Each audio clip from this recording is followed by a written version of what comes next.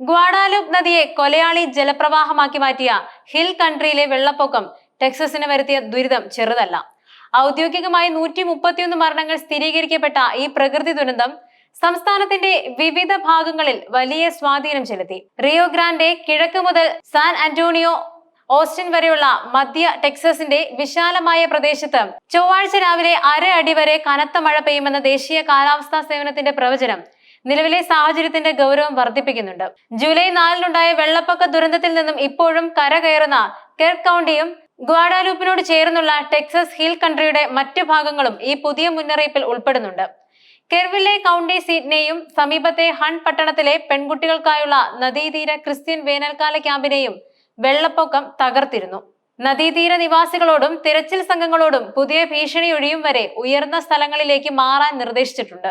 വെള്ളപ്പൊക്ക ആശങ്കകൾ കാരണം ഗ്വാഡാലൂപ്പിലെ കൂടുതൽ ഇരകൾക്കായുള്ള തിരച്ചിൽ താൽക്കാലികമായി നിർത്തിവെക്കേണ്ടി വന്നു. ജൂലൈ 4 മുതൽ ടെക്സസിൽ കൊടുങ്കാറ്റുമായി ബന്ധപ്പെട്ട് കുറഞ്ഞത് 131 പേർ മരിച്ചതായി ടെക്സസ് ഗവർണർ ഗ്രെഗ് ആബട്ട് അറിയിച്ചു.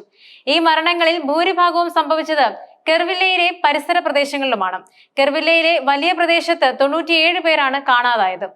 കഴിഞ്ഞ ആഴ്ച 160-ലധികം പേരെ കാണാതായതായി അധികൃതർ പറഞ്ഞിരുന്നതിൽ നിന്നുള്ള കുറവാണിത്. എങ്കിലും ഈ സംഖ്യ ഇപ്പോഴും വളരെ വലുതാണ്. കെർക്ക് കൗണ്ടിയിൽ മരിച്ചവരുടെ 1/3 പേരും കുട്ടികളാണെന്നത് ഈ ദുരന്തത്തിന്റെ തീവ്രത വർദ്ധിപ്പിക്കുന്നുണ്ട്. ജൂലൈ 4-ന് പുലർച്ചെ പെൺകുട്ടികൾ മാത്രമുള്ള വേനൽക്കാല ക്യാമ്പായ ക്യാമ്പ് മിസ്റ്റിക്കിലൂടെ വെള്ളപ്പൊക്കം ആഞ്ഞടിച്ചപ്പോഴാണ് അവരിൽ ഭൂരിഭാഗവും മരിച്ചത്. കുട്ടികളുടെ മരണങ്ങൾ കുടുംബങ്ങൾക്കും സമൂഹത്തിനും താങ്ങാനാവാത്ത ദുഃഖമാണ് സമ്മാനിച്ചത്.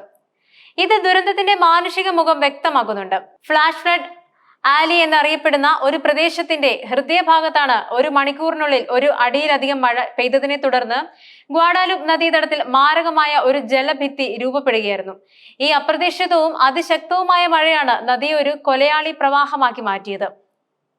വെള്ളപ്പൊക്കമുണ്ടായ ദിവസം മുതൽ അധികാരികൾക്ക് ആരെയും ജീവനോടെ രക്ഷിക്കാൻ കഴിഞ്ഞിട്ടില്ല എന്നത് രക്ഷാപ്രവർത്തനത്തിന്റെ വെല്ലുവിളി നിറഞ്ഞ സാഹചര്യത്തെ ചൂണ്ടിക്കാണിക്കുന്നുണ്ട്. ഈ മാസം അവസാനം ചേരുന്ന പ്രത്യേക നിയമസഭാ സമ്മേളനത്തിൽ വെള്ളപ്പൊക്കത്തിന്റെ സാഹചര്യത്തിൽ ദുരന്തത്തിനായുള്ള തയ്യാറെടുപ്പ്, വെള്ളപ്പൊക്കത്തോടുള്ള അടിയന്തര പ്രതികരണം എന്നിവ സംസ്ഥാന നിയമസഭാംഗങ്ങൾ അന്വേഷിക്കുമെന്നും ഗവർണർ ആബട്ട് അറിയിച്ചു. ഈ ദുരന്തം എങ്ങനെ സംഭവിച്ചു, ഭാവിയിൽ ഇത് ആവർത്തിക്കാതിരിക്കാൻ എന്ത് നടപടികൾ സ്വീകരിക്കണം എന്നതിനെക്കുറിച്ച് സമഗ്രമായ ഒരു വിലയിരുത്തൽ നടത്തേണ്ടതുണ്ട്. ഇത്തരം അന്വേഷണങ്ങൾ ദുരന്ത നിവാരണ പ്രവർത്തനങ്ങൾ മെച്ചപ്പെടുത്തുന്നതിന് സഹായിക്കും. എന്നാൽ ഇത്തരം ഒരു ദുരന്തമുണ്ടായപ്പോൾ ഉയരുന്ന ചോദ്യങ്ങൾ അനവധിയാണ്. പതിറ്റാണ്ടുകളിലെ ഏറ്റവും മാരകമായ അമേരിക്കൻ വെള്ളപ്പൊക്ക സംഭവങ്ങളിൽ ഒന്നായി കണക്കാക്കപ്പെടുന്ന ഈ ഉയർന്ന മരണസംഖ്യ പല ഗൗരവമായ ചോദ്യങ്ങളും ഉയർത്തുന്നുണ്ട്. കെർക്ക് കൗണ്ടിയിൽ ഫ്ലാഷ് ഫ്ലഡ് മുന്നറിയിപ്പ് സൈറണുകളുടെ അഭാവം ഒരു പ്രധാന വിഷയമാണ്. ദുരന്തത്തിന് മുമ്പ് മതിയായ മുന്നറിയിപ്പ് നൽകാൻ സാധിക്കാത്തത് മരണസംഖ്യ ഉയർത്താൻ ഒരു കാരണമായിരിക്കാം. കൂടാതെ ട്രംപ് ഭരണകൂടത്തിന് കീഴിൽ ജീവനക്കാരുടെ എണ്ണം വെട്ടിക്കുറച്ചതിനെ തുടർന്ന് നാഷണൽ വെതർ സർവീസ് ഓഫീസുകളിൽ അവശേഷിക്കുന്ന ഒഴിവുകളെ കുറിച്ചും ആശങ്കകളുണ്ട്. കാലാവസ്ഥാ പ്രവചനങ്ങളുടെ കൃത്യതയും വേഗതയും ദുരന്ത നിവാരണത്തിൽ നിർണായക പങ്ക് വഹിക്കുന്നുണ്ട്. ആവശ്യത്തിന് ജീവനക്കാർ ഇല്ലാത്തത് വിവരങ്ങൾ ശേഖരിക്കുന്നതിനും കൈമാറുന്നതിനും തടസ്സങ്ങൾ സൃഷ്ടിച്ചേക്കാം. ഈ വിഷയങ്ങൾ ഭാവിയിൽ സമാനമായ ദുരന്തങ്ങൾ ഒഴിവാക്കാൻ നയപരമായ തീരുമാനങ്ങൾ എടുക്കേണ്ടതിന്റെ ആവശ്യകത എടുത്തു കാണിക്കുന്നുണ്ട്.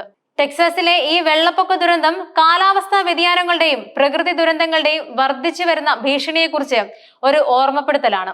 ആധുനിക സാങ്കേതിക വിദ്യകളും മികച്ച ആസൂത്രണവും ഉണ്ടെങ്കിൽ പോലും പ്രകൃതിയുടെ ശക്തിക്ക് മുന്നിൽ മനുഷ്യൻ എത്ര ദുർബലനാണെന്ന് ഇത് തെളിയിക്കുന്നുണ്ട്. എന്നിരുന്നാലും ദുരന്ത നിവാരണ സംവിധാനങ്ങൾ മെച്ചപ്പെടുത്തുന്നതിനും പൊതുജനങ്ങൾക്ക് സമയബന്ധിതമായി മുന്നറിയിപ്പ് നൽകുന്നതിനും കൂടുതൽ ഫലപ്രദമായ നടപടികൾ സ്വീകരിക്കേണ്ടത് അനിവാര്യമാണ്.